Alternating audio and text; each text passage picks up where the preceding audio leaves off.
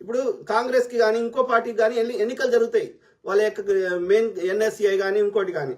RSS లో ఎప్పటివరకు ఎన్నికలు జరగలేదు, ఆర్ఎస్ఎస్ చీఫ్ ఎన్నుకోవడానికి సంచాలకులని. ఇప్పటివరకు ఎవడు మోహన్ భాగవత్ కానీ, సుదర్శన్ కానీ, లేకపోతే గోల్వాల్కర్ కానీ, హెడ్గేవాకర్ కానీ, మోహన్ భాగవత్ చెప్పినట్టున్నా ఒక రజ్జుబాయ్ అంటాడు తప్ప అందరు బ్రాహ్మణులే, ఆర్య బ్రాహ్మణులే.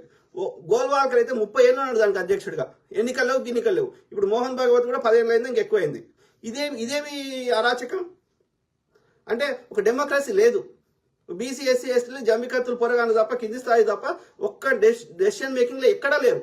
ఇక బీజేపీ పరిపాలనలో కేంద్రంలో ఉన్న అన్ని శాఖలలో మొత్తం 99% ఎస్సీ ఎస్టీలకు ఆ రిజర్వేషన్ ఉండడం వల్ల 1% ఆ యొక్క ఉంటే ఉండొచ్చు. కానీ అది కూడా ఏంది, ఈ యొక్క ప్రభుత్వంలో ఉన్నారు కానీ ఈ యొక్క సెక్రటరీగా లేరు.